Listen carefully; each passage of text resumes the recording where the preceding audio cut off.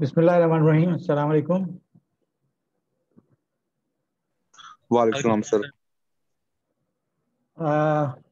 Sorry for yesterday, बहुत ही तकलीफ दिन गुजरा।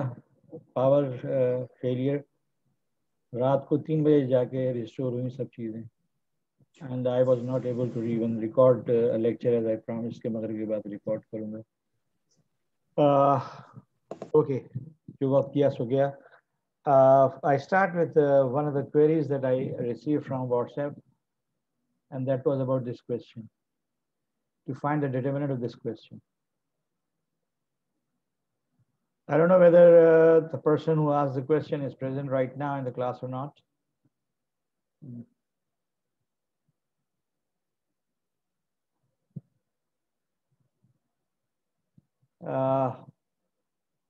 What the hell is this? We see that in this question, the determinant given has all elements above the trailing diagonal. Main diagonal जो होता है वो A11, A22, A33 इसको कहते हैं मेन डायगोनल। लेकिन जो दूसरा डायगोनल बनता है, ज़ाहिर मैट्रिक्स या डिटरमिनेंट जो है वो स्क्वायर मैट्रिक्स का होता है, तो एक डायगोनल जो है वो A11 से लेके ANN तक होता है, जबकि ट्रेनिंग डायगोनल जो है वो AN1 से लेके A1N तक होता है। तो इसका डिटरमिनेंट क्या होगा? तो मैंने कुछ जवाब दिया था और मैंने कहा था कि वर्कआउट दी कोफैक्टर्स फर्स्ट कॉलम। जब आप कोफैक्टर्स ऑफ फर्स्ट कॉलम लेंगे तो सिर्फ इस एलिमेंट का कोफैक्टर आएगा और फिर इतना डिटरमिनेंट रह जाएगा। Instead of going into details of this question, which is symbolically a lengthy question, in your book there are two problems given. Let me open the book.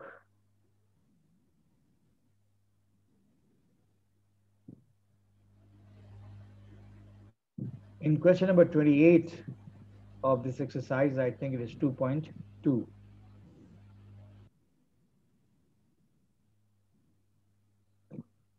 Exercise, question number 28. In this question, you are asked to prove that वैसे determinant है लेकिन 3/3 है और ये है trailing diagonal, and we are asked to prove this. You can prove this easily, starting with the cofactors of first row or cofactors of first column, and you will get this result. और उसके साथ ही आपको एक 4/4 matrix भी इसी तरह का दिया हुआ है और उसमें आपसे कहा गया है कि आप ये प्रूव करें. Now note that what kind of indices are there. 1, 2, 3 first indices, और अगर आप उल्टा पढ़ें तो सेकंड इंडाइसिस भी 1, 2, 3 है. Here फर्स्ट इंडाइसिस 1, 2, 3, 4 और रिवर्स में पढ़ें तो second indices 1, 2, 3, 4. So when you consider that generalized determinant, तो उसमें जो प्रोडक्ट आना चाहिए इसके अंदर, डिटरमिनेंट का रिजल्ट जो आना चाहिए उसमें यही होगा कि प्रोडक्ट ऐसे आएंगे, इन ट्रेलिंग डायगोनल के एलिमेंट्स आएंगे जिनके इंडाइसिस 1, 2, 3, 4, 5, 6 अप टू n होंगे, और रिवर्स में देखोगे तो सेकंड इंडाइसिस जो है 1, 2, 3, 4, 5, 6 अप टू n होंगे. प्रॉब्लम रह जाता है साइन का. To analyze the sign of this kind of a determinant, we go back to the book, and I just indicate that a 3/3 determinant, that means n is odd. If the matrix, square matrix whose determinant is short has odd order, then the result of the determinant will be negative, or agar even order hai, the result will be positive.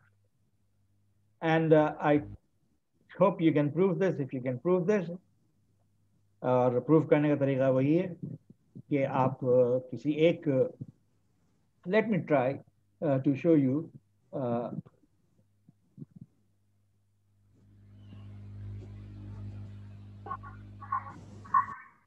आजकल मेरे Wacom का pen जो है वो बहुत गड़बड़ कर रहा है. I hope it will not produce much गड़बड़ हियर. ये जो डिटर्मिनेंट है इसमें if I start with the cofactors, अबे गड़बड़ कर रहा है, not working.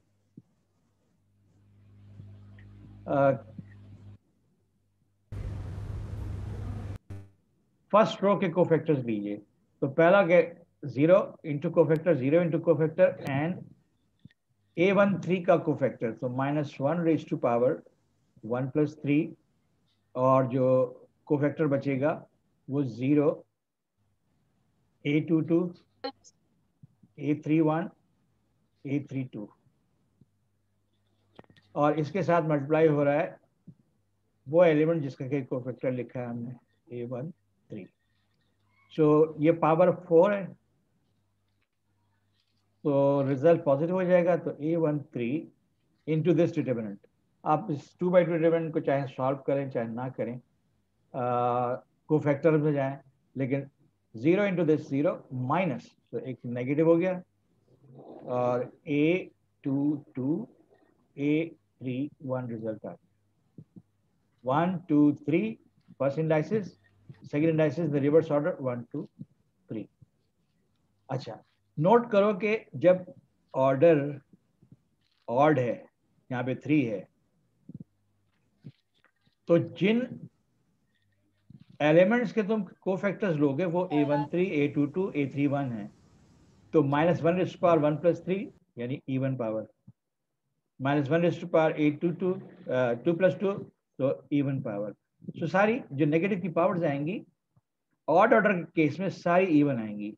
whereas if you go to solve this, for example मैं इसका कोफैक्टर लिख रहा हूँ A41 का.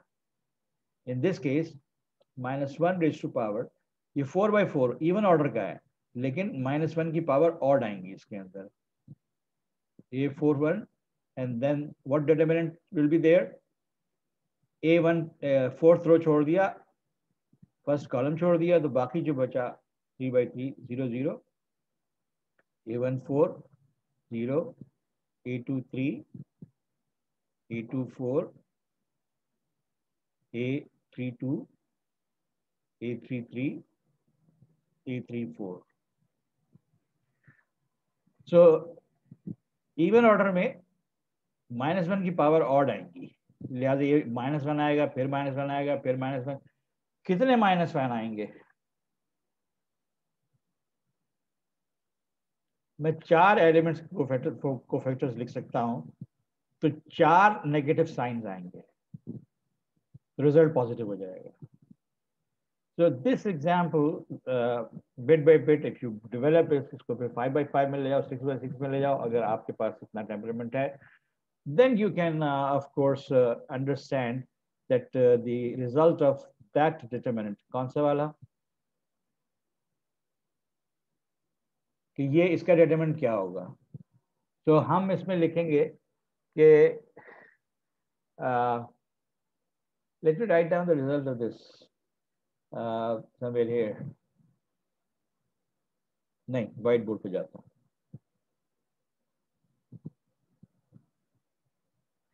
हम ये तय कर चुके हैं कि हमारा जो रिजल्ट है वो किस ऑर्डर का आएगा. A1, A2, A3 up to AN. मैंने पहले इंडाइसिस लिख दिए. दूसरे इंडाइसिस क्या होंगे? 1 2 3, और पहले का आएगा N, इसका आएगा N-1, इसका आएगा N-2. This is the product which comes in the result of the determinant, and outside it will be -1 raised to power n. हम देख चुके हैं कि if n is odd, result क्या आया था?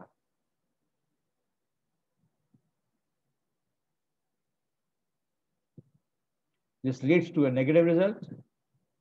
If n is even, ऐसे ही हुआ.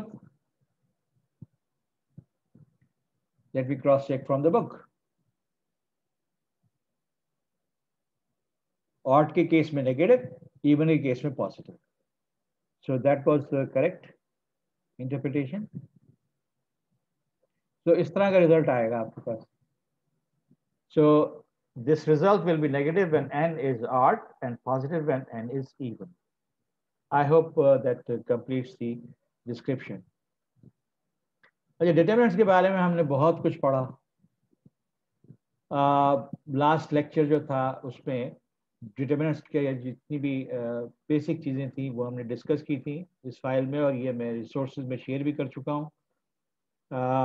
हमने ये देखा था कि कोफैक्टर्स हम जब डिटरमिनेंट निकालते हैं तो किसी भी कॉलम के कोफैक्टर्स या किसी भी रो के कोफैक्टर्स से काम करें हमें रिजल्ट सेम मिलता है. So determinants can be obtain using.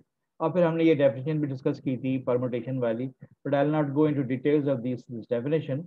लेकिन मैंने प्रॉपर्टीज का ये जो डॉक्यूमेंट था ये वाला जो मैंने हाथ से लिखा था, इसको मैंने थोड़ा सा कंपोज किया है वर्ड पे और फिर इसकी पीडीएफ फाइल बनाई है.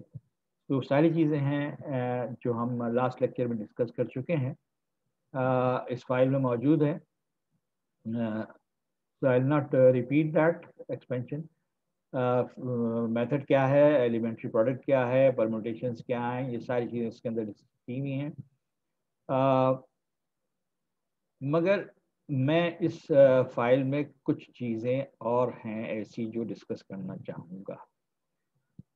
हम प्रॉपर्टीज़ पढ़ते हैं डिटरमिनेंट्स की और हम कहते हैं कि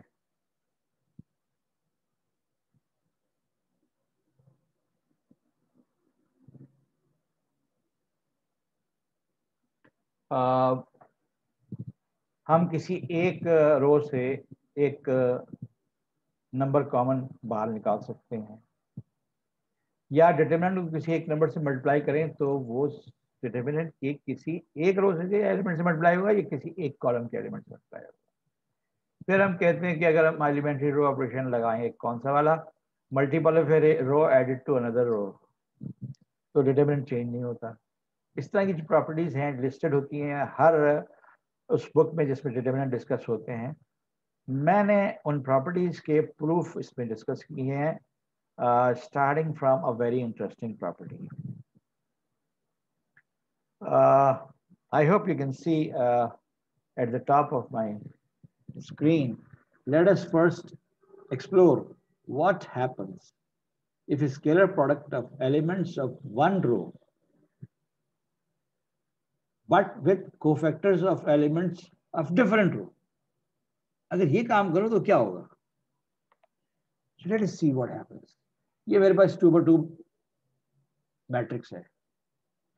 इसकी फर्स्ट रो के एलिमेंट्स a11 और a12 हैं. a11 का कोफैक्टर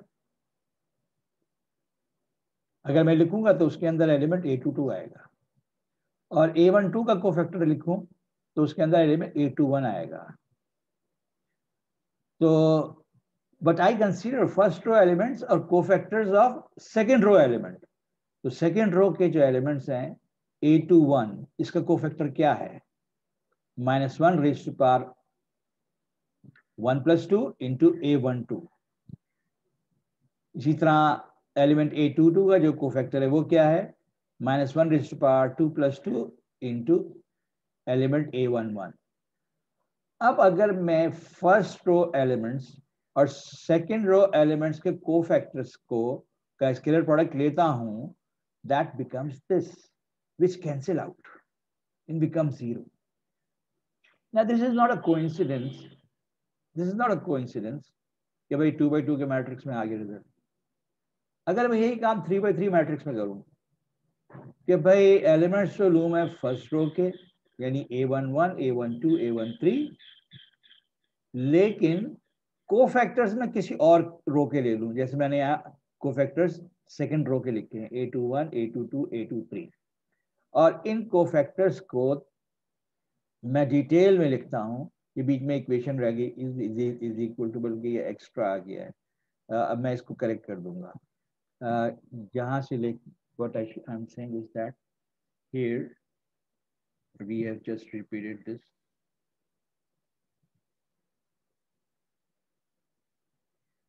ये पार्ट रिक्वायर्ड नहीं है. सो this is to be multiplied with A11 और मैंने कोफैक्टर लिया है सेकंड रो के एलिमेंट A2 का A21 का, so that is -1 raised to power 2 plus 1 और सॉरी ये होगा A21.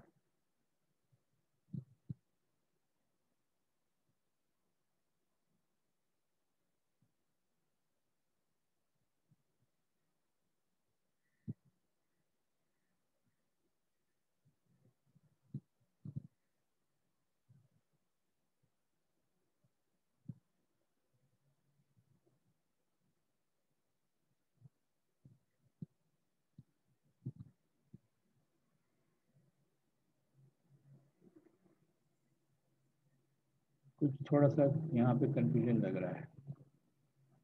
ये A11 multiplied by A21, second row छोड़ी, फर्स्ट कॉलम छोड़ा, सही है ना, इट्स ऑल राइट. और इसको एक्सपेंड करें, जब हम इसको एक्सपेंड करें लिखते हैं तो जो एलिमेंट्री प्रोडक्ट्स आए हुए हैं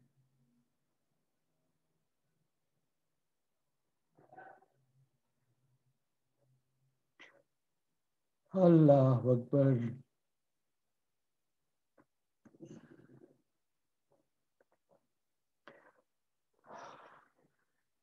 पावर इज गॉन. मेरा आज बैकअप तैयार है, so I think there will be no problem with continuation of lecture. Can you hear me? Are you in contact with me? Yes. Yes, sir. Light चली गई लेकिन मेरा आज बैकअप तैयार था. तो हाँ, मैं ये कह रहा था कि इनको एक्सपैंड करके लिखें. तो जो एलिमेंट्री प्रोडक्ट्स आ रहे हैं अल्टीमेटली उनमें मैंने कुछ कलर्स किए हुए हैं. ये और ये सेम है, ये और ये सेम है, ऑपोजिट साइन का है. ये और ये सेम है, ऑपोजिट साइन का है. Now we can proceed further for 4x4 determinant, but the message is completed. और मैसेज क्या है? मैसेज ये है कि आप प्रोडक्ट लें किसका, एक रो के एलिमेंट्स लें लेकिन कोफैक्टर्स की दूसरी रो के ले लें, तो जो रिजल्ट होगा that will be 0 and that will not be determinant. So determinant is only when we consider product of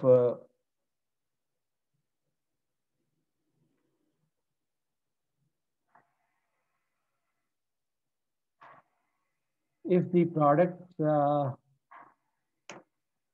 elements values are negative, then what will happen.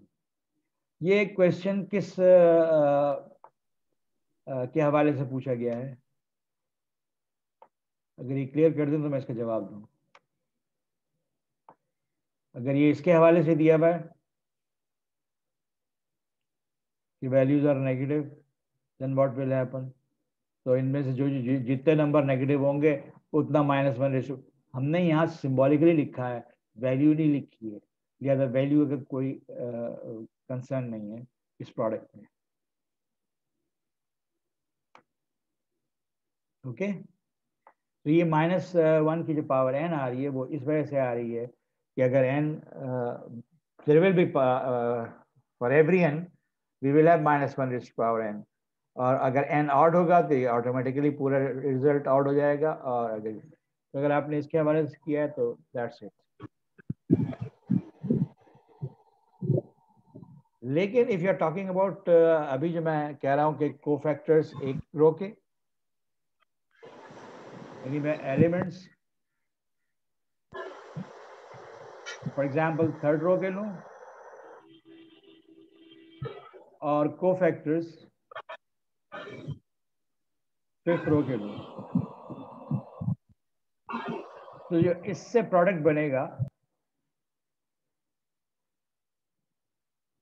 जिसको मैं स्केलर प्रोडक्ट कहता चला आ रहा हूं, दैट विल बी 0. ये message है कि कहीं भी हमें ऐसे सिचुएशन नजर आए जहां स्केलर प्रोडक्ट लिखा हुआ है, एलिमेंट्स किसी रो के हैं और कोफैक्टर्स किसी और रो के हैं, तो ऐसा प्रोडक्ट हमेशा 0 आएगा.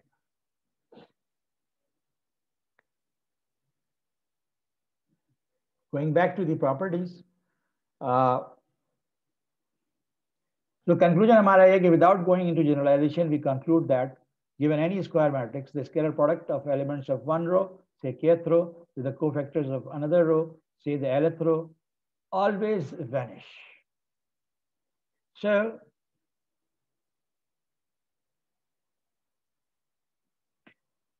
अब वो प्रॉपर्टीज जो आमतौर पर लिखी होती हैं, ये जो प्रॉपर्टी जो मैंने अभी आपसे डिस्कस की है, ये नहीं लिखी होती आमतौर पर किताबों में, ये मैंने आपसे शेयर इसलिए की है कि प्रूफ्स के अंदर एक जगह इस्तेमाल होती है। और अक्सर वैसे टीचर्स जो हैं वो प्रूफ इनके डिस्कस ही नहीं करते, तो आई थॉट के प्रूफ भी डिस्कस कर लूँ। If you have a square matrix that contains a zero row or a zero column, that means every element in the row are zero, then the determinant has to be zero. तो हम ये assume करते हैं कि kth रो ऐसी है जिसका हर एलिमेंट जीरो है। kth row indicated by the first index k, j is 1 2 3 4 up, that means different elements of the row. So we say that for every element of the row is zero, and we consider the determinant of the matrix using the cofactors of the kth row. अगर मैं इसी kth रो से determinant लिखूंगा तो you know what should be it, elements of kth row and cofactors of kth row. लेकिन हमने अभी कहा है कि kth रो के हर एलिमेंट जीरो है, तो कोफैक्टर जो है वो जब kth रो के एलिमेंट से मल्टीप्लाई हो रहा है तो इसका मतलब 0 0 0 से मल्टीप्लाई हो रहा है। लिहाजा ये सूरत हाल, यानी अगर किसी स्क्वायर मैट्रिक्स की एक कंप्लीट रो जीरो है या एक कंप्लीट कॉलम जीरो है तो डिटरमिनेंट जीरो होगा। और it is demonstrated simply using the cofactors of the row which is zero or cofactor of the column which contains all zero. So that makes the determinant zero. So this is a proof. This is not a demonstration. आप example लेके जो करके दिखाते हैं वो demonstration होती है, proof नहीं होता। Look at the next one कि एक ऐसा है matrix, kth row elements are of the form what? Constant times elements. Yani I can write down the elements of kth row as multiple of some number, say alpha. Every element of the kth row. In that case, determinant of the matrix is alpha times determinant of another matrix, where this another matrix is nothing but the matrix leaving out alpha from the kth row, बाकी जो matrix बचा. So in which the kth row has elements this. अच्छा. So the proof is again on the basis of cofactors. चूंकि kth रो के elements जो हैं वो इस फॉर्म के हैं, तो मैंने kth रो के एलिमेंट्स और kth रो के कोफैक्टर्स के जरिए डिटरमिनेंट लिख दिया। I am free to write down determinant using cofactors of any row, scalar product with the elements of that row, या cofactor of any column, scalar product with elements of that column. तो मैंने kth रो के elements हैं उनके cofactors की term में determinant लिख दिया। अब kth रो का हर एलिमेंट जो है वो मल्टीपल ऑफ अल्फा है, मल्टीपल ऑफ अल्फा है through out, and that means ये जो स्केलर प्रोडक्ट आया है इसके अंदर अल्फा कॉमन है, तो अल्फा कॉमन निकाल लिया। जब अल्फा कॉमन निकाल लिया तो क्या बचा? Now kth row of some matrix scalar product with kth cofactors of this kth row, तो कोफैक्टर्स तो चेंज नहीं हुए, लिहाजा ये डिटरमिनेंट बी, और बी क्या है? We have described here. तो आप ये वो वाली प्रॉपर्टी का प्रूफ है कि आप किसी एक रो या किसी एक कॉलम से एक नंबर कॉमन निकाल सकते हैं, या अगर आप किसी डिटरमिनेंट को एक नंबर से मल्टीप्लाई करते हैं तो वो किसी एक रो से मल्टीप्लाई हो के सारे एलिमेंट्स से मल्टीप्लाई होगा, या किसी एक कॉलम के सारे एलिमेंट्स से मल्टीप्लाई होगा। Now, look at the third property. If two rows of the square matrix are identical, then the determinant is zero. Now, let us look at this, how we approach this proof. मैंने कहा कि kth और lth रोज जो है वो identical हैं, यानी kth रो के एलिमेंट्स और ith रो के एलिमेंट्स बराबर हैं, j goes from 1 to n। फिर मैंने डिटरमिनेंट लिखा in terms of cofactors of kth row, in terms of cofactors of lth row. ये दोनों डिटरमिनेंट हैं, वी हैव डिस्कस दैट। मैं डिटरमिनेंट जो है वो किसी भी रो के कोफैक्टर्स या किसी भी रो और किसी और रो के कोफैक्टर्स से लिखूंगा तो डिटरमिनेंट की वैल्यू सेम होगी। Now I know that from here के AK1 AL1 AK2 AL2 AK3 AL3 ये सब बराबर है, and they are all equal। इसका मतलब ये हुआ कि मैं नंबर 1 में जहाँ kth रो के एलिमेंट्स और kth रो के एलिमेंट्स के कोफैक्टर्स लिखे हुए हैं और यहाँ पे lth रो के एलिमेंट्स और lth रो के एलिमेंट्स के कोफैक्टर्स लिखे हुए हैं, तो किसी एक में मैं kth रो के एलिमेंट्स को lth रो के एलिमेंट्स से या lth रो के एलिमेंट्स को kth रो के एलिमेंट्स से रिप्लेस कर दूं तो ये हो जाएगा। और ये क्या हो जाएगा, kth रो के एलिमेंट्स यहाँ रख दिए मैंने सेकंड में, तो AK1 AK2 AK3 kth रो के एलिमेंट्स और कोफैक्टर्स किसके हैं, वो lth रो के हैं, AL1 AL2। और हम अभी एक फंडामेंटल रूल देख चुके हैं कि अगर मैं स्केलर प्रोडक्ट बनाऊं, किसी एक रो के एलिमेंट्स लो और उनका स्केलर प्रोडक्ट बनाऊं किससे, किसी दूसरी रो के कोफैक्टर्स से, तो that has to be zero. Note that the right hand side is nothing but scalar product of the kth row elements with the cofactors of another row, the lth row, and by the fundamental property x this vanishes, so the determinant is zero। Again ये proof आमतौर पे किताबों में नहीं होता और सिर्फ demonstration दे दी जाती है, ये देखो एग्जांपल करके दिखा दिया। नेक्स्ट, अगर मेरे पास एक स्क्वायर मैट्रिक्स है जो मैंने किसी दूसरे स्क्वायर मैट्रिक्स से हासिल किया है, applying a single elementary row operation of this type, multiple of kth row added to lth row replacing lth row, then इन दोनों मैट्रिक्स का डिटरमिनेंट सेम होगा। ओके जी। Now due to applying a single elementary row operation this on matrix A to get B, only lth row changes। ठीक है जी। Only the lth row of these matrices differ and all other rows are same। ये हम बार बार देख चुके हैं। जब हम ये वाला एलिमेंट्री रो ऑपरेशन इस्तेमाल करते हैं तो टारगेट रो जो है, जिसको मैं कहता हूँ टारगेट रो, वो चेंज होती है और जिस रो के जरिए हमने काम किया उस रो में कोई तब्दीली नहीं होती। ये अरिथमेटिक मेंटल किया जाता है। चुनाचे स्टार्टिंग मैट्रिक्स और एंडिंग मैट्रिक्स जो है उसमें सिर्फ lth रो डिफरेंट हैं, बाकी सारी रोज सेम। और lth रो के एलिमेंट्स किस तरह के हैं, kth रो के एलिमेंट को अल्फा से मल्टीप्लाई करके lth रो के एलिमेंट में ऐड किया हुआ है। So lth row elements are of this form। So why not write down the determinant of B, which is the result of applying this elementary row operation on this matrix। So determinant of B is written in terms of elements of the lth row, and these are of this form: alpha times first element of kth row plus first element of lth row, alpha times second element of kth row plus second element of lth row। इस तरह। Now I can break up this sum, this multiplied by this determinant, this multiplied by this determinant, और ये सारे खोल दिए हमने। तो start में हमने ब्रैकेट ओपन किए, ब्रैकेट ओपन करने के बाद लेट अस सी वन की शेप क्या है।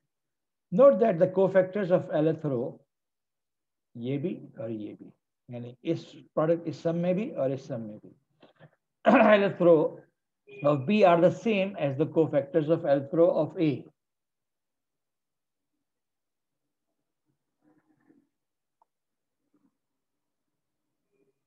देखिए lth रो चेंज हुई है, बाकी कोई रो चेंज नहीं हुई।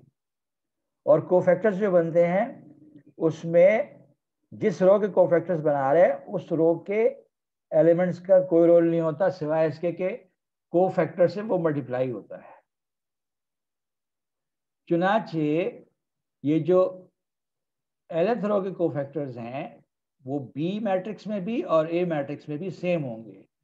तो एक जगह तो मैंने यानी सेकंड इस सम में मैंने बी की जगह ए लिख दिया, लेकिन इस वाले सम में मैंने बी ही रहने दिया और ये देखा कि इसके अंदर अल्फा कॉमन है तो अल्फा बाहर निकाल लिया। अब जो ब्रैकेट में सम बचा वो क्या है? That is scalar product of elements of kth row with the cofactors of which row? Lth row. And again, by the special property we discussed in the beginning, ये वाला part जो है ये 0 है। When this scalar product has the same property as scalar product of elements of kth row with cofactors of lth row, it has to be 0. Then only this part is left, and this part is nothing but lth row के elements और lth row के cofactors, and that is determinant of A. इसका मतलब ये part 0 हो गया, determinant of A और determinant of A बराबर आ गए। Hence we have proved that ये बड़ी important property है कि ये वाला जो elementary row operation है, अगर मैं किसी determinant पर ये elementary row operation लगाऊं तो पुराने determinant में और नए determinant की वैल्यू में कोई फर्क नहीं पड़ेगा। Let us see what's here. This is a property in which हम ये कहते हैं कि there is some matrix C जिसकी kth रो के एलिमेंट्स जो हैं वो इस फॉर्म के हैं। किस फॉर्म के? सम A के J प्लस B के J, यानी J इज इक्वल टू 1 का मतलब हुआ पहला एलिमेंट C के 1 इज A के 1 प्लस B के 1, दूसरा एलिमेंट C के 2 is equal to A के 2 plus B के 2 and so on. In that case, determinant of C will be determinant of A plus determinant of B, where kth row of matrix A has elements A K J ये वाले और B is the matrix उसके kth row के elements जो हैं वो ये वाले। I want you to read this proof yourself and understand the method of proof. So that in fact completes my discussion on the properties of determinant. Exercise 1, 2.1 और 2.2 जो आप लोग ऑलरेडी कर ही रहे हैं उसकी क्वेश्चन रेंज मैंने लिखी दी है यहाँ पे। हाँ, कुछ नोट आखिर में बताए रहे हैं, खास चीजें जो कि विदाउट प्रूफ दी हुई हैं। अगर एक स्क्वायर मैट्रिक्स है जो कि अपर ट्रायंगुलर है या लोअर ट्रायंगुलर है, यानी या तो डायगोनल के ऊपर के सारे एलिमेंट 0 हैं या डायगोनल के नीचे के सारे एलिमेंट 0 हैं, इस केस में डिटरमिनेंट जो है वो सिर्फ डायगोनल एलिमेंट्स का प्रोडक्ट होगा। अगर एक स्क्वायर मैट्रिक्स सर जी कहिए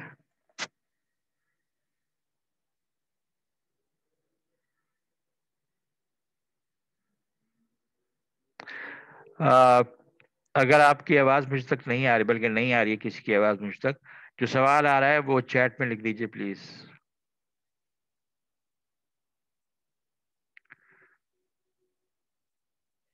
second property, second note is अगर एक स्क्वायर मैट्रिक्स है जो कि डायगोनल मैट्रिक्स है, यानी सिर्फ डायगोनल एलिमेंट्स 0 नहीं है, बाकी सारे 0 हैं, बल्कि यूं कहिए कि डायगोनल ऐसा एलिमेंट है जिसके ऑफ डायगोनल एलिमेंट्स जो हैं, यानी जिसका रो नंबर और कॉलम नंबर सेम नहीं है, उसका डिटरमिनेंट भी सिर्फ डायगोनल एलिमेंट्स का प्रोडक्ट है।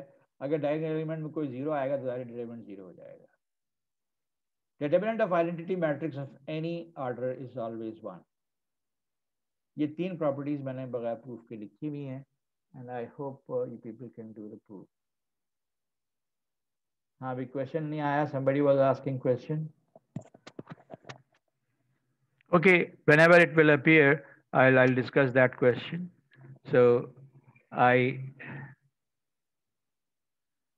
move forward.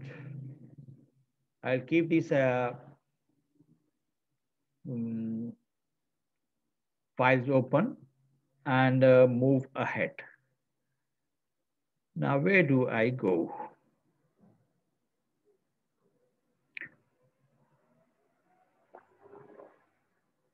I go to the next chapter. It is about vectors. And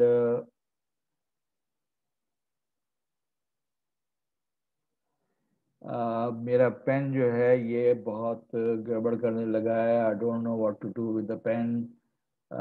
Should I replace it or what?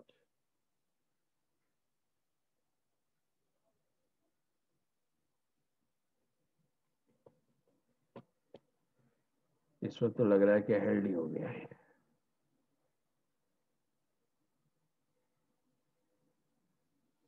Anyways, we have to discuss vectors or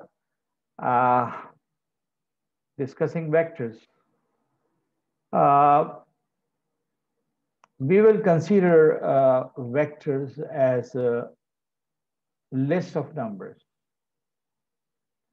When I consider two space, that means I'm talking about R square, in which every element is an ordered pair. You people are familiar with the term ordered pair. Every element in the ordered pair is a real number for the time being. So we are talking about real space R square और real space R cube, जिसमें elements जो हैं वो तीन numbers की लिस्टें हैं. R2 में elements are lists of 2 numbers. R3 elements are lists of 3 numbers. Each number is real. इस लिस्ट के लिए हम ऑर्डर्ड पेयर का टर्म इस्तेमाल करते हैं. इसके लिए हम ऑर्डर्ड ट्रिपल का इस्तेमाल करते हैं. So here we are talking about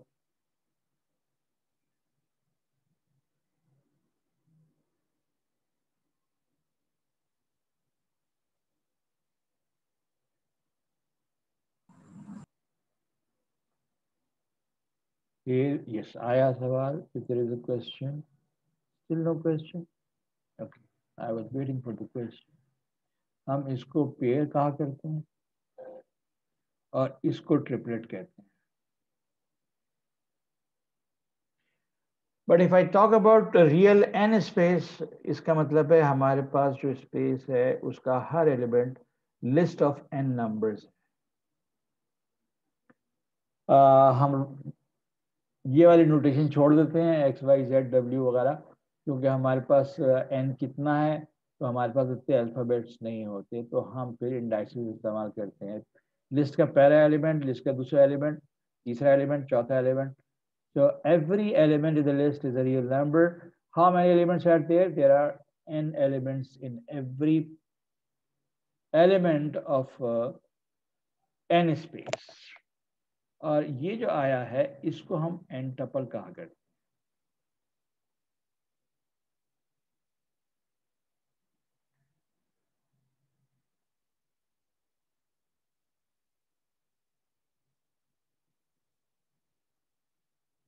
जैसे इसको कपल कहते हैं, इसको ट्रिपलेट कहते हैं, इसको n टपल कहते हैं. ना हमारे लिए वेक्टर्स मैथमेटिकल ऑब्जेक्ट्स हैं जो आर स्क्वायर के एलिमेंट्स है, R3 के एलिमेंट्स है, Rn के एलिमेंट्स हैं. तो इसका हमारे पास अलजबरा भी है कि हम सम भी डिफाइन कर सकते हैं, हम स्केलर मल्टीपल भी डिफाइन कर सकते हैं. We can define various things for vectors. So I'll be talking about these fundamental ideas which most of you are familiar with.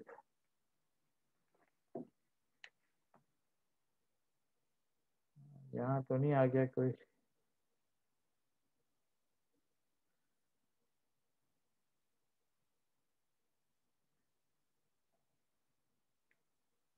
I'm still waiting for the question. किसी वक्त भी आप communicate कर सकें कि question communicate कर दें. So when I talk about sum of vectors, it's a material that I talk about vectors of R2, यानी elements of R2, या elements of R3, या elements of Rn.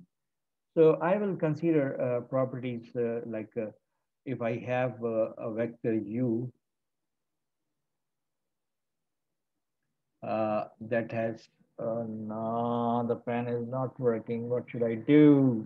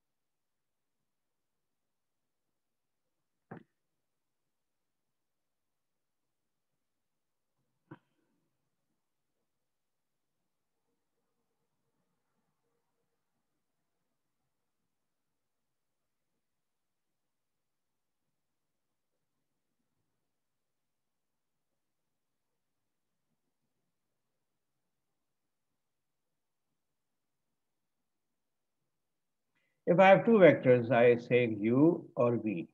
और आपको याद होगा कि वेक्टर्स लिखते वक्त आप इसके ऊपर एक एरो लगा देते हैं।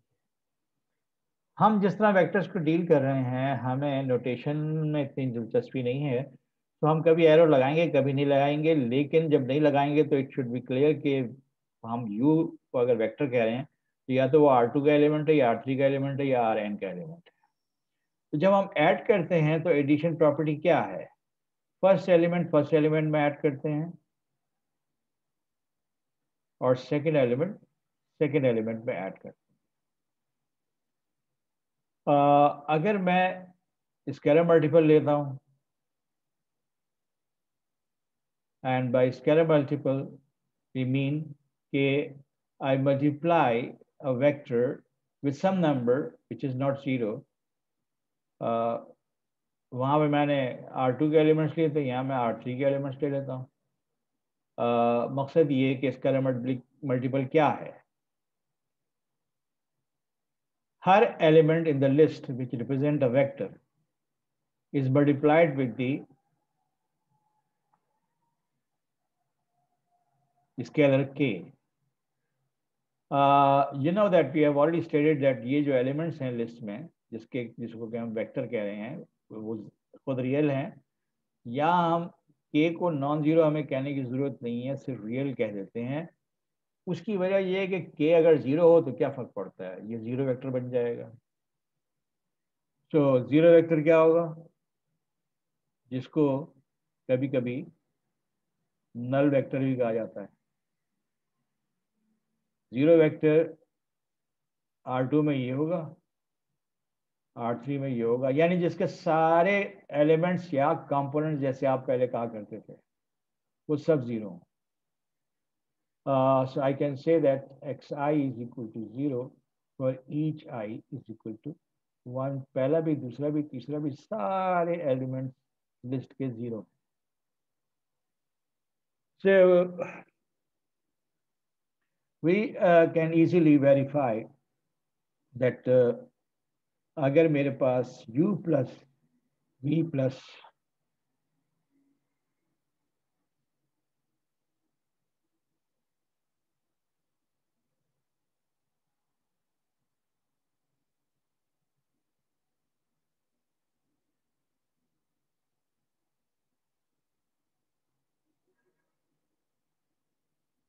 so this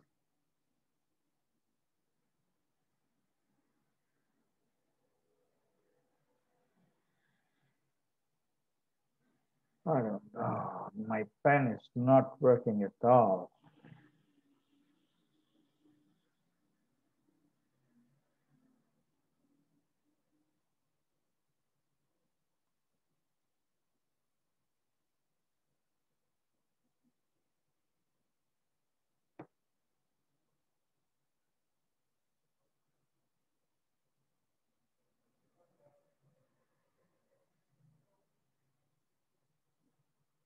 I wish I can come to the campus and take the physical class.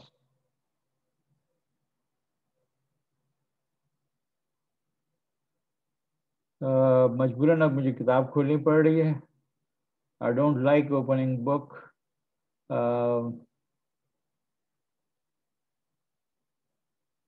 But let us consider things directly from the book. This is the third chapter that I booked. So we are discussing this. Now you already know that geometrically vector क्या होता है कि आप अपने coordinate space, चाहे वो xy हो, plane हो, या चाहे वो xyz 3-dimensional space हो, आप geometrically vector को represent करते हैं किस तरह से कि दो पॉइंट्स को ज्वाइन किया और डायरेक्शन उसकी एक दिखा दी. यानी ज्योमेट्रिकल वेक्टर जो है वो stick like arrow head vector होता है, एक तीरगुमा शक्ल की चीज होती है. और आमतौर पे हम इस वेक्टर का नाम बी विद बोल्ड लेटर किताबों में लिखा होता है, और हम कहते हैं कि ए को बी से मिलाने वाली स्ट्रेट लाइन सेगमेंट जिसकी डायरेक्शन ए से बी की तरफ है. दो वेक्टर्स कब बराबर होते हैं? or two vectors are equivalent if they have same length and same direction, geometrical vectors. Although we have not defined the length, but we are using the term length from our common sense or our experience of studying physics, vectors in physics. तो अगर length भी बराबर है और direction भी बराबर है, the vectors are equivalent or equal, whereas these vectors can be drawn at different places. Length same है लेकिन direction different है. So we have some rules of addition of vectors, and what are those rules? एक तो ये है कि अगर आपके पास वेक्टर W and V दिया हुआ है, W ये वेक्टर है, V ये वेक्टर है, तो इनका सम निकालने के लिए आप V की टिप से एक लाइन ड्रॉ करते हैं जो कि पैरेलल टू वेक्टर V, और वेक्टर V की टिप से एक लाइन ड्रॉ करते हैं जो कि पैरेलल टू वेक्टर W हो. जहां ये दोनों लाइनें मिलती हैं, that becomes the tip of the sum vector, और ये जो मेन डायगोनल बना इस रेक्टेंगल का, so we say that this main diagonal is the vector which is the sum of these vectors. आप इसी चीज को ये लिख सकते हैं कि आप W वेक्टर को डिस्प्लेस करके यहाँ बना दें और फर्स्ट वेक्टर की टेल को सेकंड वेक्टर के हेड से मिला दें. That is head to tail rule, and head to tail rule can be considered the other way around कि W को यही रखें, V को डिस्प्लेस करके यहाँ ले आए, तो W plus V first vector की टेल, लास्ट वेक्टर का head, and that gives you the vector sum. Triangle rule of addition of vectors भी कहा जाता है इसको, और we have just seen that के हम V plus W करें या W plus V करें, we get the same result. So you can say that vector sum of geometric vectors is commutative. We can say that vector addition has been viewed as translation of one vector. कि आप या तो W को translate करके यहाँ ले आए या V को ट्रांसलेट करके यहाँ ले आए. So you can say that this is a translation, and subtraction करना है आपने, किसी वेक्टर A में से किसी वेक्टर B को सब्ट्रैक्ट करना है. तो the simplest way of geometrical vectors कि आप एक वेक्टर को उसके नेगेटिव से रिप्लेस करते हैं. Now when you replace a vector by its negative, उसकी लेंथ वही रहती है, डायरेक्शन ऑपोजिट हो जाती है, and then you can write down now V ये है और माइनस V ये है. अब W में आप ऐड करेंगे तो इधर वेक्टर बनेगा, लेकिन W में से V सब्ट्रैक्ट करेंगे तो उसी रेक्टेंगुलर अप्रोच से जो मेन डायगोनल बनेगा इस रेक्टेंगल का, that will B W minus V. और इसको डिस्प्लेसमेंट या ट्रांसलेशन के जरिए भी लिख सकते हैं. अगर मैं W माइनस V लिख रहा हूं तो result starts at the tip of V and ends at the tip of W. और अगर मैं V माइनस W लिखता हूं तो V minus W starts at the tip of W and terminates at the tip of V. ये सब वो चीज़ें हैं जो आप मैट्रिक इंटर में पढ़ते चले आ रहे हैं। स्केलर मल्टीप्लिकेशन अभी हमें डिस्कस कर रहा था। किसी भी वेक्टर को नंबर के से मल्टीप्लाई कर दें तो वेक्टर की लेंथ में इजाफा हो जाता है। कितना इजाफा? जो मैग्नीट्यूड ऑफ द नंबर के है। लेकिन अगर ये नंबर के 0 है और वेक्टर 0 है, इन दोनों में कोई एक चीज़ है, तो स्केलर मल्टीपल के वी भी विल बी 0। या अगर के वी इज इक्वल टू 0 दिया हुआ है तो या तो स्केलर रियल नंबर के 0 है या वेक्टर जो है वो 0 है, यानी वेक्टर का की लेंथ 0 है। स्केलर मल्टीपल के जरिए हम नेगेटिव ऑफ वेक्टर्स बना सकते हैं, जो हमने पीछे ज्योमेट्रिकली बनाया था। ज्योमेट्रिकली किस तरह से? अगर वेक्टर v इस डायरेक्शन में है तो वेक्टर माइनस v इस डायरेक्शन में है विद सेम लेंथ। लेकिन अब हम स्केलर मल्टीपल के जरिए वेक्टर माइनस v बना रहे हैं। Examples are given. Scalar multiples, ये वेक्टर है, उसको हाफ से मल्टीप्लाई किया तो उसकी लेंथ आधी रह गई, माइनस से मल्टीप्लाई किया तो डायरेक्शन उलट गई, 2 से मल्टीप्लाई किया तो लेंथ डबल हो गई, -3 से मल्टीप्लाई किया डायरेक्शन भी उल्टी और लेंथ भी 3 टाइम्स हो गई। Then we have parallel and collinear vectors, when vectors are parallel or collinear, mathematically उनमें सिर्फ एक स्केलर मल्टीपल का फर्क होता है। यानी मेरे पास 2 वेक्टर्स हैं, 2 स्पेस में, 3 स्पेस में, n स्पेस में, किसी भी स्पेस में। तो अगर वो दोनों वेक्टर्स पैरेलल हैं तो दोनों की डायरेक्शन सेम है, तो एक वेक्टर जो है वो दूसरे वेक्टर का स्केलर मल्टीपल होगा। अगर दोनों की लेंथ एग्जैक्टली सेम है तो k 1 होगा।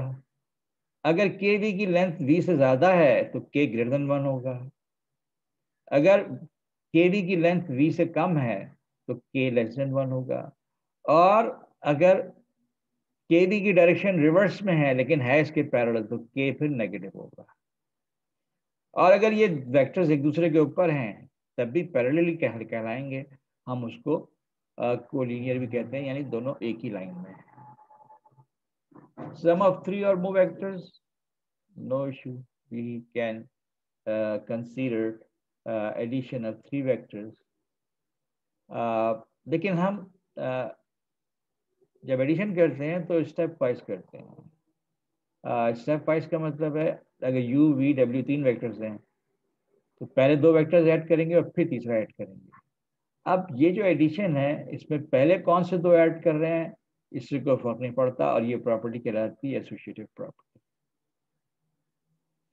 ज्योमेट्रिकल डेमोन्स्ट्रेशन भी दी जा सकती है, but instead of that I am moving towards vectors in coordinate system. मैंने ऑलरेडी डिस्कस कर लिया कि हमारे पास अगर कोऑर्डिनेट सिस्टम है तो हमारे वेक्टर्स जो हैं अब उनको कंपोनेंट्स मिल रहे हैं। इससे पहले हमने ज्योमेट्रिकल वेक्टर्स की बात की तो सिर्फ लेंथ और डायरेक्शन की बात की थी।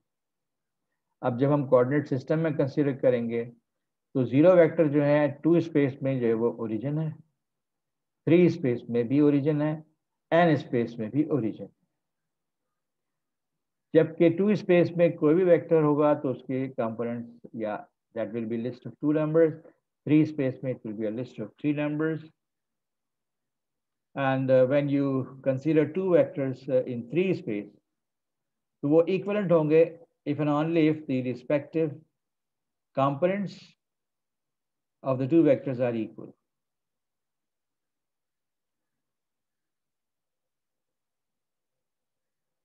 Now, when we consider vectors whose initial point is origin, and that means I'm talking about this as origin, this is the terminating point, and I am talking about a vector OP. इसको मैं आमतौर पे position vector कहता हूं।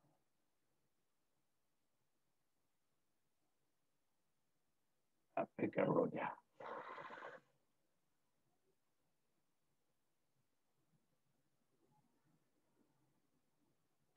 Position vector Y, क्योंकि हम एक point की पोजीशन बता रहे हैं, उस पॉइंट के कोऑर्डिनेट्स v1 v2 हैं। अब ये इसकी पोजीशन बताने वाला वेक्टर जब मैंने बना लिया तो वेक्टर जो है उसके कंपोनेंट्स भी v1 v2 होंगे. But I can have a vector that starts at any point p1 with coordinates x1 y1, p2 with coordinates x2 y2. Then I can make the vector p1 p2 that starts at the head of p1 and terminates at the head of p2. So that should be written as coordinates of p2 minus coordinates of p1. And we can geometrically prove this because of head-to-tail rule. Head-to-tail rule से आप देख रहे हैं कि OP2 is sum of OP1 and the vector V. So in this figure, अगर आप देखें, I can write down OP2 is equal to OP1 plus P1, P2.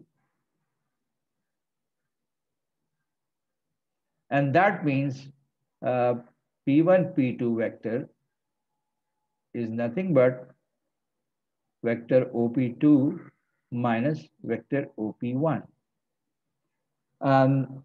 This vector is nothing but x1, y1. This vector is nothing but x2, y2. तो जब इनको हम subtract करेंगे तो हमारे पास ये रिजल्ट आ जाएगा. ओह सॉरी, ये उस नोटेशन में लिखा हुआ है x1, x2 और y1, y2. नहीं, सही लिखा था मैंने. This is written as x1, y1, and this is written as x2, y2. So x2 minus x1 and y2 minus y1, which is demonstrated here. So the components of the vector with initial point this and terminal point this is of course coordinates of point P2 minus coordinates of point P1 is a general rule. Now we can go to n space and we talk about ordered n tuples. I've already discussed that. And we say that these are generalized vectors.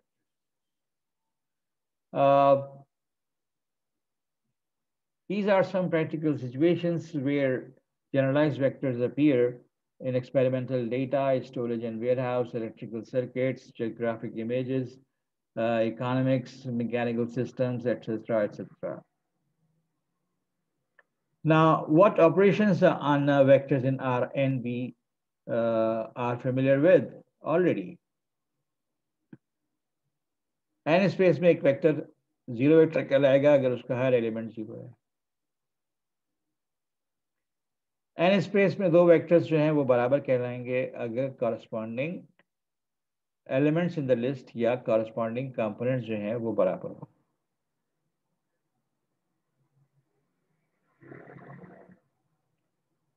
So there are some examples that discuss the equality of factors, scalar multiplication, blah blah, and I hope they are not. Although I've started studying vectors from scratch, but things will develop quickly, and we have this first theorem, which we can prove easily. But these proofs for Rn are based on generalized proofs, generalization, not in terms of figures. So some of the proofs are discussed here. U plus V is equal associative property proof की हुई है. तो पहला एंटपल, दूसरा एंटपल, तीसरा एंटपल, तो पहले add किया पहले दो एंटपल्स को तो रिजल्ट आया ये.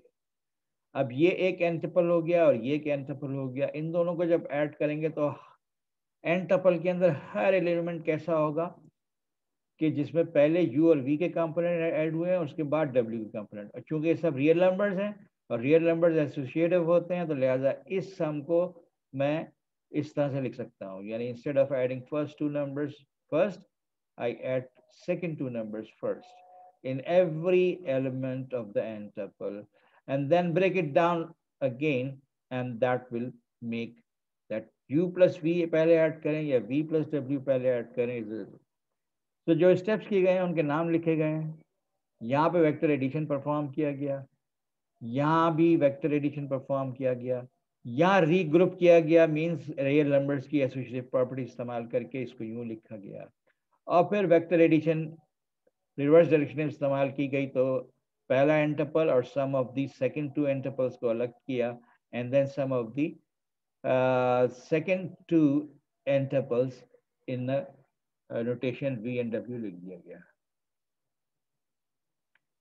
अगर आप रियल नंबर 0 को किसी भी वेक्टर से मल्टीप्लाई करेंगे तो 0 वेक्टर बन जाएगा। That means I am talking about कि if I multiply 0 with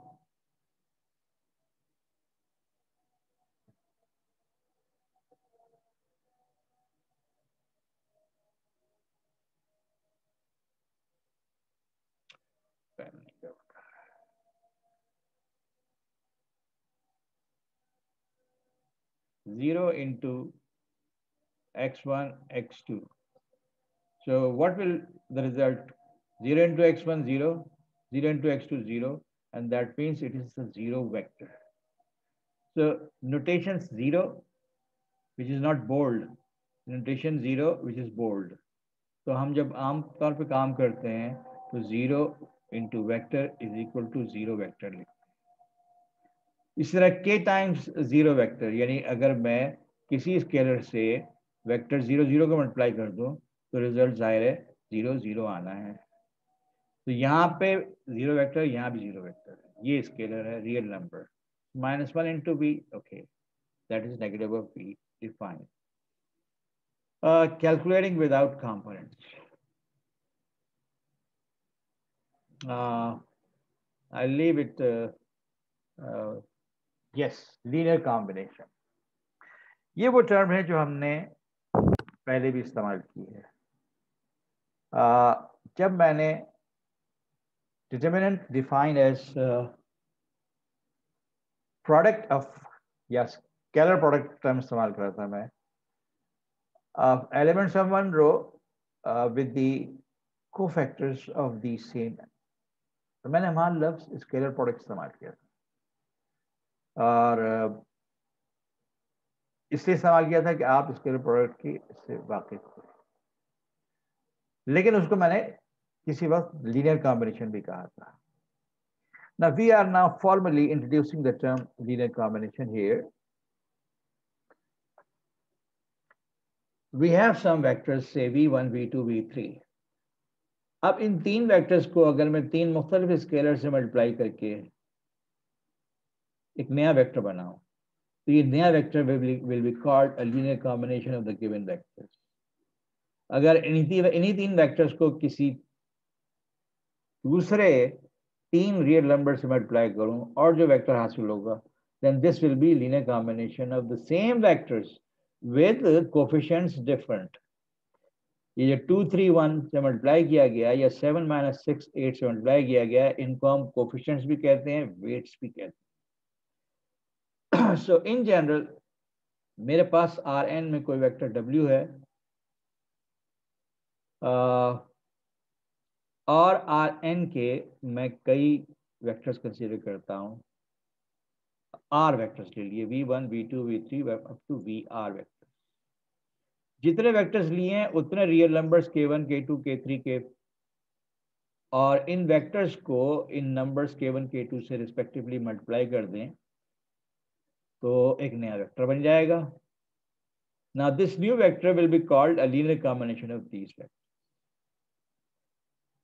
This is the fundamental idea, and we'll be using this extensively in the rest of the study of this course. In common language, someone asked me, what's a linear combination of vectors? मैं कहता हूँ कि it's a mechanism of making new vectors out of the given vectors. So we have this set of given vectors. अब मैं इससे नए vectors बनाना चाहता हूँ। कैसे बनाऊं? इन वेक्टर्स को किसी भी सेट ऑफ रियल नंबर से मल्टीप्लाई कर दूं,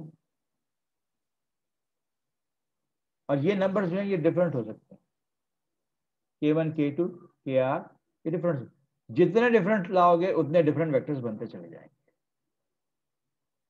These numbers, scalars k1, k2, k3 are called coefficients of the linear combination.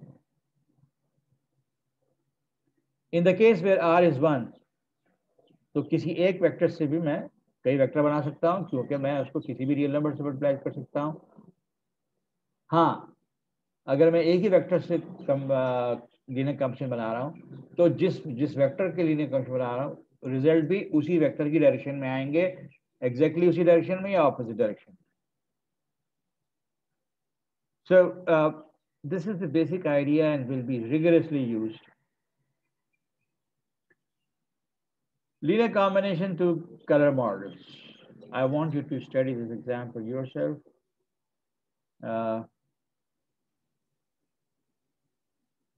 RGB space. This may be useful for your computer graphics. Pure red, pure green, pure blue, and the linear combinations make different shades of colors.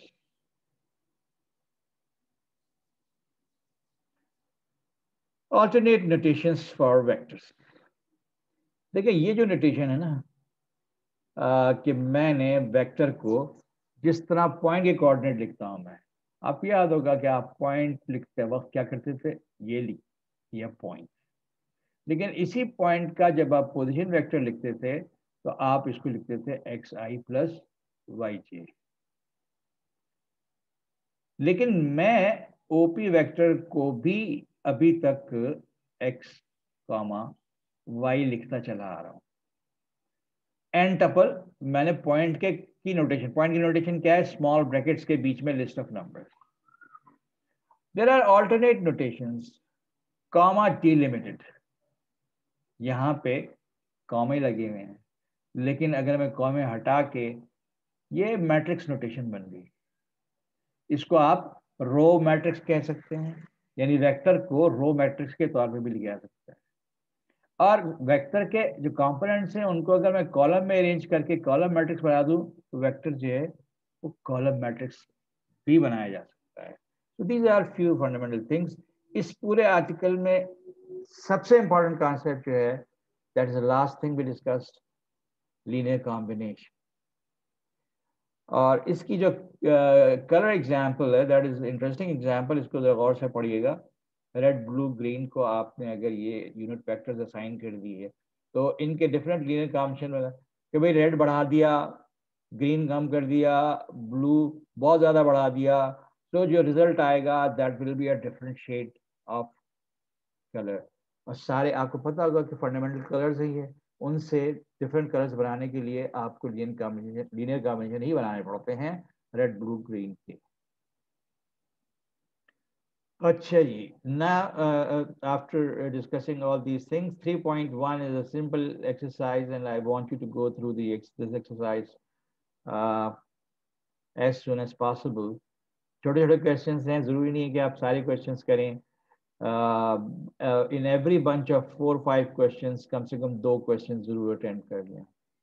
Up to what, up to question number 37। True false पे भी जरा गौर कर लीजिएगा, अगर true false पे भी गौर कर लें तो फिर बात ज्यादा मजे की हो जाती है। Now we are going to study some new again some old things using new names and notation. आप मैग्नीट्यूड ऑफ वेक्टर से वाकिफ हैं? अगर R2 के वेक्टर्स आप ले रहे हैं, so if there is a vector U with the elements or components x1 and x2, तो आपको याद होगा कि आप मैग्नीट्यूड क्या लिखा करते थे, square root of x1 square plus x2 square. यहां देखें क्या लिखा हुआ है। पहली बात तो इसको हम मैग्नीट्यूड के अलावा नॉर्म की टर्म इस्तेमाल करते हैं, and when we use the term norm हमारी नोटेशन भी चेंज हो जाती है। ना नोटेशन चेंज होने का मतलब क्या है? There is something associated with the length of a vector or magnitude of a vector which is much more than what we already know, and we use a different name for same idea, that is magnitude or length. Notation is changed. because there is something more involved in this that we'll explore later on. तो norm कहूँ, magnitude कहूँ, length कहूँ, बात वही है जो पहले थी. सिमिलरली हम अगर 3 स्पेस में हैं तो हमारे पास 3 कंपोनेंट्स होंगे वेक्टर्स के, और उसका नॉर्म, लेंथ या magnitude, we are used to with this formula, and we extend this to the n space where every vector is n tuple. That means a list of n numbers, or every vector has n components. तो उसका norm, magnitude और length. एक छोटी सी बात यहाँ आपसे कह दूं कि why we are changing names. पहली बात तो ये है कि R2 और R3 तक तो मैं फिजिकली हैंडल कर सकता हूँ वेक्टर्स को, stick like arrow head vectors, जिसकी लेंथ मैं फिजिकली भी मेजर कर सकता हूँ. लेकिन as I go to R4 and above, मेरे पास कोई फिजिकल विजुअलाइजेशन नहीं है वेक्टर, तो वहां पे मैं लेंथ कैसे निकालूंगा? We are just extending the idea of how to find the length of vectors in R2 and length of vectors in R3 into writing down length of vectors in Rn. And मुझे नहीं पता Rn and 10 dimensional में या 20 dimension में length जो है वो क्या हो physically. So I use the term norm, use a different notation for this length. Of course, calculation of the norm is not very difficult thing, क्योंकि हम वही मेथड एक्सटेंड कर रहे हैं, इसलिए हर एलिमेंट का आपने स्क्वायर लिया, सबको ऐड किया, हर एलिमेंट का आपने स्क्वायर लिया, उन सबको ऐड किया, और जो रिजल्ट आया उसका स्क्वायर रूट ले लिया. यही मेथड है, चाहे R2 हो, चाहे R3 हो, चाहे Rn हो. So on the basis of that हम नॉर्म की कुछ प्रॉपर्टीज डिफाइन कर रहे हैं इन दिस थ्योरम 3.2.1 में, कि norm of any vector in Rn will at least be 0, otherwise positive. And the norm will be 0 if and only if the vector itself is 0. That means every component is 0, 0, 0, 0, जिसकी वजह से 0 square plus 0 square plus 0 square all added together is 0, under the root is 0. A scalar multiple of a vector का norm will be magnitude of the scalar considered here. k का magnitude अगर k positive है तो k ही रहेगा, k negative है तो यहाँ पे mod की वजह से positive हो जाएगा, multiplied by the norm. The proofs are very simple. I will not go into the details. You can explore them yourself. Unit vector. You are familiar with the idea of unit vector, where we have a vector divided by the norm of the vector, and many times we require a vector to be normalized, यानी किसी vector की जगह उसी direction में मुझे एक unit vector इस्तेमाल करना हो, तो मैं ये तरकीब इस्तेमाल किया करता हूँ. we need not be unit vector, मगर v को v के मैग्नीट्यूड या नॉर्म से डिवाइड कर दें, that becomes a unit vector. हाँ, याद रहे कि this is just a more compact way of writing that formula, and it's not intended to convey that v is being divided by this. हम यही कहते चले आते कि हमने वेक्टर को उसके नॉर्म से डिवाइड कर दिया. क्या कह रहे हैं? Sometimes you will see formula 4 expressed as this, जिसमें लग रहा है कि हमने डिवाइड, वो कह रहा है हमने रेसिप्रोकल ऑफ नॉर्म से मल्टीप्लाई किया है. आपको कुछ बातें अजीब लगेंगी, लेकिन आहिस्ता आहिस्ता यूज्ड टू हो जाएंगे. Normalizing a vector means finding out unit vector in the direction of the given vector. ये वेक्टर है, इसका नाम निकाला और नॉर्म के रेसिप्रोकल से मल्टीप्लाई कर दिया, and you get the normalised vector, यानी unit vector. Standard unit vectors, standard unit vectors in R2 जो है वो 1 0 0 1 है, जिसको आप IJ कहते थे. इन R3 स्टैंडर्ड यूनिट वेक्टर्स जो है 1 0 0 0 1 0 और 0 0 1 है, जिनको आप I J K कहते हैं। तो इन R2 कोई भी वेक्टर V1 V2 है, इसको आप ब्रेक डाउन कर सकते हैं ना। इन्होंने डायरेक्टली ब्रेक डाउन किया हुआ है, लेकिन अगर आप इस टेस्ट में जाएं तो it will be something like this.